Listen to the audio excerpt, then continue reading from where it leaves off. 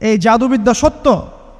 এবং এখনকার অনেক ভণ্ড যে কবিরাজগুলো বের হয়েছে, এরা জিনকে তাবে করে নিয়ে এই জিনদের মধ্য দিয়ে মানুষের মধ্যে জাদু ছড়িয়ে দিয়েছে, এবং এর ফলশ্রুতিতে বহু পরিবার ধ্বংস হয়ে যাচ্ছে। এই জাদুবিদ্যা সত্য।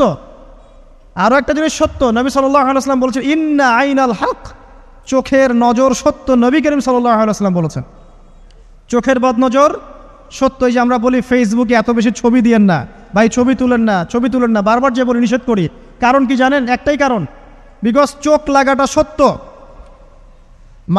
মানুষের চোখ লাগে, এই কথা শুনলে অনেক মজুমদাররা হাসবে না? কথা বুঝতে পারেন নাই? কিন্তু এটা সত্য, কারণ নবী করিম সাল্লাল্লাহু আলাইহি ওয়াসাল্লাম যা বলেছেন সাদাকাল্লাহু ওয়া সাদাকা রাসূলুহুল কারীম, নবী যা বলেছেন, আল্লাহ যা বলেছেন চিরায়ত সত্য, এর বাইরে কোনো সত্য আছে? আচ্ছা দেখেন, আমি বললাম যে জাদুবিদ্যা সত্য।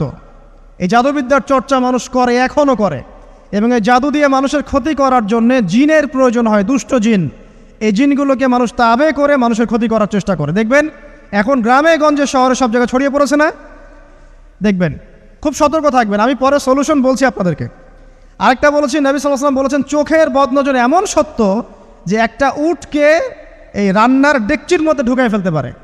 মানে একটা উট খুব সুন্দর ভালো, আপনি দেখছেন মাশাআল্লাহ বলেন নাই, নজর লেগেছে, উটটা মারা গেছে, দেন তারপর তাকে জবাই করে খেয়ে ফেলতে হয়েছে। একজন সাহাবী গোসল করছিলেন, গোসল, এটা হাদিস সহিহ, এই যে আলেম ওলামা যারা আছেন তারা জানেন যে এই হাদিস সহিহ। একজন সাহাবী গোসল করছেন, তার গায়ের চামড়াটা খুব সুন্দর ছিল, একদম স্কিনটা অনেক সুন্দর থাকে না এমন কিছু মানুষ? আচ্ছা, এখন আরেকজন সাহাবী এই গোসল দেখছেন দূর থেকে, দেখে বলছেন যে কি চমৎকার তার শরীরের রংটা, যেন কুমারী নারীর মতো, অনেকটা এমন একটা কথা তিনি বলেছিলেন। সাথে সাথে এই সাহাবী অজ্ঞান হয়ে পড়ে গেছে। কোন সাহাবী? যিনি গোসল করছিলেন। এটার আপনি কোনো ব্যাখ্যা দিতে পারবেন না তো, এখানে কোনো সায়েন্স দিয়ে বা মেডিকেল সায়েন্স দিয়ে আপনি কোনো ব্যাখ্যা করতে পারবেন না। একটা ব্যাখ্যা দিতে পারেন, কিন্তু কেন সেটা হলো সেটা আপনি অ্যান্সার খুঁজে পাবেন না। তো নবী সাল্লাল্লাহু আলাইহি ওয়াসাল্লামের কাছে নিয়ে যাওয়া হলো তাকে। তিনি বললেন যে এই ব্যক্তির ব্যাপারে কি কেউ ভালো মন্দ কিছু বলেছিল? তখন একজন সাহাবী বলেন, হ্যাঁ, অমুকে বলেছে এর স্কিনটা অনেক সুন্দর, ওকে ডেকে নিয়ে আসুন। ওকে ডেকে আনা হলো। ডেকে আনার পর নবীজি তাকে অনেক শাসালেন, তোমরা তোমাদের ভাইদেরকে কি মেরে ফেলতে চাও? তখন এই সাহাবী তো অবাক, আমি আবার কখন মারতে চাইলাম ইয়া রাসূলুল্লাহ? আমি তো মারতে চাই নাই, আমি তো খালি বলেছি যে তার গায়ের রংটা অনেক সুন্দর। তখন তিনি বললেন, কেন তুমি সুবহানাল্লাহ বললে না, কেন তুমি মাশাআল্লাহ বললে না?